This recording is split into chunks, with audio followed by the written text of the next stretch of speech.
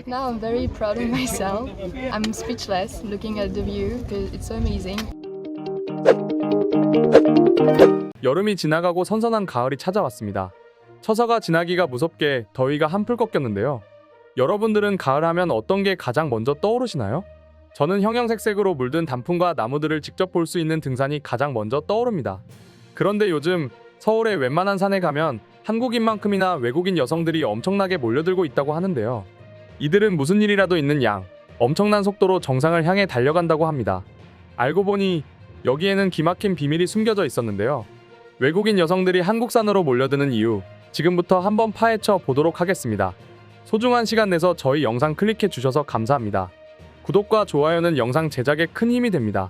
한국에서 지하철 타기만 해도 돼요. 따뜻한 물 그냥 생기고 다 하고 같이 먹고 그냥 진짜 좋아요. 서울 도심의 산들이 서울을 찾는 해외 관광객들의 인기 방문 코스로 급부상하고 있습니다.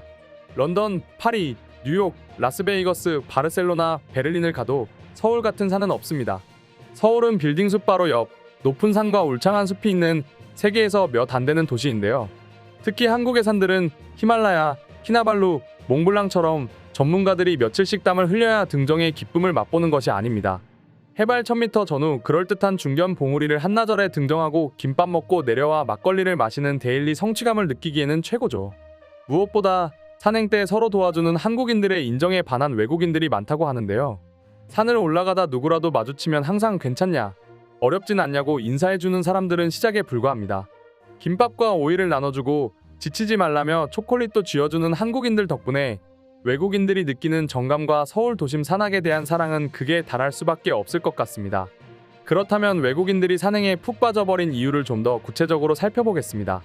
우선 서울에서 산행을 할 경우 서울이 대도시임에도 불구하고 버스나 지하철 등 대중교통을 이용해 쉽게 갈 수 있는 곳이 많다는 것이 큰 장점입니다. 한 언론사 인터뷰를 살펴보면 프랑스인 관광객 마리옹이 한국 등산의 매력에 빠진 이유를 설명한 부분이 인상적입니다. 파리 등 프랑스 도심에서 등산을 가기 위해서는 차량이 필수이지만 서울의 경우 다양한 난이도의 산이 도심에 분포해 있습니다. 지하철과 버스 등 대중교통으로 갈 수 있어 편리합니다. 서울의 산은 반칙 수준으로 접근성이 좋답니다. 만약 프랑스에서 등산을 가려면 파리 중심부에서 약 60km나 떨어진 퐁텐블로 숲으로 가야 한다고 합니다. 심지어 기차로 약 40분이나 소요되고 하루 종일 걸리기 때문에 한국처럼 반나절 바짝 운동하기에는 좋지 않다는 게 마리옹의 설명이죠. 사실 한국 산의 접근성은 세계적으로도 유명합니다. 서울에서 렌트를 할 일이 잘 없기 때문에 외국인 관광객 입장으로서는 지하철역을 끼고 있는 산이 많다는 건 큰 장점이죠. 차가 없더라도 대중교통만으로도 오가기 쉽습니다. 생각해보니 외국인들이 자주 찾는 서울의 북한산만 해도 그렇습니다. 서울 북쪽에 위치한 북한산은 여러 등산 코스가 있어 많은 사람들이 찾는 산인데요. 북한산을 방문하려면 먼저 지하철 3호선을 타고 불광역이나 구파발역에서 내리면 됩니다. 여기서 704번 버스를 타면 북한산 입구에 도착할 수 있습니다. 얼마나 접근성이 좋냐면 수락산역, 도봉산역, 불암산역, 북한산우이역, 청계산입구역, 대모산입구역, 신설 예정인 인왕산역까지 이렇게 산 이름이 들어간 역들도 많아 등산객들이 쉽게 산을 방문할 수 있습니다. 외국인들이 한국 등산을 선호하는 이유는 또 있습니다. 바로 편리하게 이용할 수 있는 장비대여입니다. 북한산 인근에 서울 도심 등산관광센터가 있습니다. 지난 2022년 6월 시범 운영을 시작한 서울 도심 등산관광센터는 현재까지 14,000여 명이 이용한 것으로 집계됐죠. 이중 등산용품 대여는 3천여 건, 지역 관광자원과 연계한 체험 프로그램 참가자는 500여 명에 달하는 등 성과를 내고 있는 것으로 나타났습니다. 해외에 와서 등산을 하고 싶지만 많은 짐을 챙겨오기는 좀 부담스러울 수 있는데요. 그런데 이렇게 도심에서 등산관광센터를 통해 트레킹도 해보고 등산도 할 수 있으니 안 할 이유가 없겠죠? 이렇다 보니 청와대가 보이는 북악산 등산관광센터 역시 넉 달 만에 1만 명 돌파했다고 합니다. 이곳은 외국인을 대상으로 한 캘리그래피, 북악산 모양 비누 만들기, 전통주 만들기 프로그램을 즐길 수 있어서 특히나 호평을 받고 있다고 하는데요. 매주 금요일 정기 산행 프로그램이 있고 등산화, 등산 재킷, 등산 스틱부터 우비, 토시, 피크닉 세트 등도 빌릴 수 있다고 합니다. 서울관광재단이 수집한 외국인 등산객들의 인스타그램 반응은 엄청난 만족을 보이는 상황입니다. 서울관광재단이 인터뷰한 네덜란드인의 인스타그램을 살펴보면 난도가 높지 않으면서 멋진 뷰를 보고 싶다면 북악산을 추천한다 는 의견을 밝혔고, 또 다른 미국인도 인왕산은 멋진 뷰가 있어 내 최애 산 중에 하나, 등산하기 쉬울 뿐만 아니라 적당한 그늘이 있어 아침이나 저녁에 등산 가기 좋다 는 소감을 남기기도 했습니다. 게다가 지금 딱 더위가 가시고 나서 등산을 다시 시작하기 좋은 시기다 보니 인생샷을 찍기도 좋아서 더 인기를 끌고 있는 게 아닌가 싶기도 하고요. 초보자도 안전하게 등산을 할 수 있다는 점도 인기 요인 중 하나입니다. 우리 한국에서는 119 신고만 하면 어디든지 나타나서 우리를 구해주는 슈퍼맨 같은 용사들이 있지요? 이런 열정에 외국인들도 감탄하는 추세입니다. 강원도 설악산에서 외국인이 경찰청 112 통역 서비스 덕분에 무사히 구조된 일이 있습니다. 지난 5월 프랑스 국적의 24세 한 여성이 설악산에서 등산 중 미끄러져 오른쪽 다리가 바위 사이에 끼어 도움을 요청했습니다. 이 여성은 한국어를 전혀 하지 못해 프랑스어와 영어를 섞어가며 신고했는데요.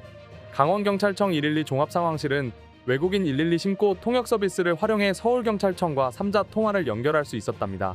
112 통역 서비스는 국내 거주 외국인들이 신고할 때 언어 장벽을 없애기 위한 제도로 지난해 7월부터 전국에서 시행되고 있습니다.